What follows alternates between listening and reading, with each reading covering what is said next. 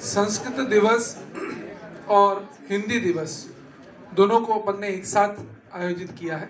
यद्यपि हिंदी दिवस कल है और संस्कृत दिवस रक्षाबंधन पर जा चुका है, लेकिन इन दोनों का आयोजन होना चाहिए ताकि आप जो परंपरा में आगे शिक्षक बन रहे हैं या बनेंगे तो उनको ये ज्ञात हो कि हमको शैक्षणिक सत्र के अंतर्गत जो उत्सव आयोजित किए जाने चाहिए वो उत्सव कौन से हैं, जो शिक्षा से संबंधित उत्सव है। तो भाषा संबंधी जो दिवस है वह विद्यार्थी के जीवन में या अध्यापक के जीवन में, अध्यापक भी नित्य प्रति एक विद्यार्थी होता है, क्योंकि शिक्षा जीवन पर्यंत चलने वाली एक प्रक्रिया है। जब आप बीएड में या स्पेशल शिक्षा में आते हैं तो पहली पंक्ति ये होती है कि शिक्षा जीवन पर्यंत चलने वाली एक प्रक्रिया है, आप नित्य सीखते हैं। मेरा जो विचार है वह संस्कृत दिवस से संबंधित है, संक्षिप्त विचार दूंगा।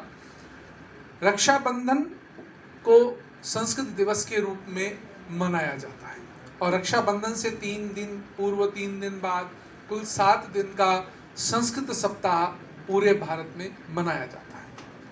रक्षाबंधन को संस्कृत दिवस के रूप में ही क्यों मनाया जाता है, मैं इस विषय की स्थापना आप सब लोगों के समक्ष करूंगा।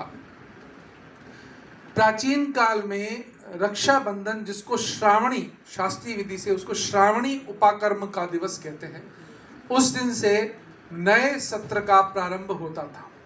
गुरुकुलों में 7 ऋषियों और 8वीं अरुंधति 8 का पूजन करके और गुरु अपने विद्यार्थी को वेद मंत्र की प्रथम दीक्षा देता था।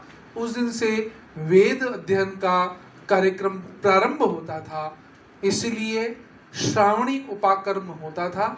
और उस श्रावणी उपाकर्म का जिस प्रकार का उद्देश्य रहा है नवीन शिक्षा सत्र प्रारंभ होने का, इसी दृष्टिकोण से आधुनिक समय में संस्कृत दिवस के रूप में रक्षाबंधन को मनाया जाता है। यहाँ पे 2 बातें हैं। रक्षाबंधन चला गया, उस दिन भी आप लोगों के हाथ में सूत्र बांधा जाता है, रक्षा सूत्र बांधा जाता है। दूसरा, अब ऋषि पंचमी आ रही है, उस दिन ऋषि पंचमी के दिन भी पुनः रक्षाबंधन की ही भांति कुछ परिवारों में परंपरा है।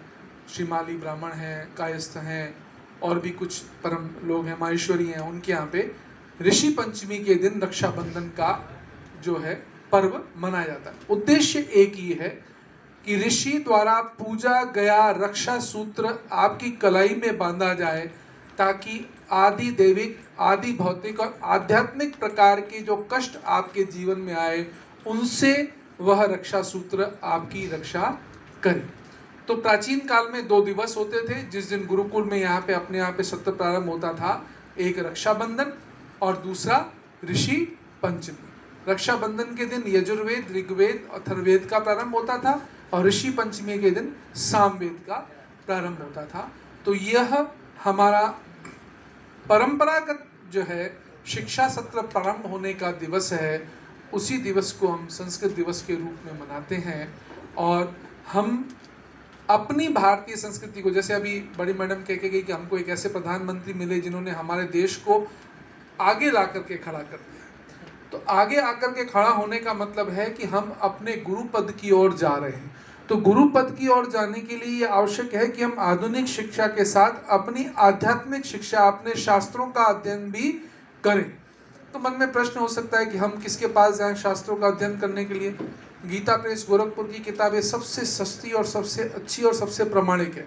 आप अपने घर में एक लेके आइए पुस्तक और उन पुस्तकों का नियमित अध्ययन करें और शिक्षा के साथ गुरु भाव की ओर जाने की भी अपने अंदर योग्यता को, क्षमता को विकसित करें, आध्यात्मिकता को भी विकसित करें। आदि दैविक, आदि भौतिक और आध्यात्मिक तीनों प्रकार के अपने स्तर को बढ़ाएं।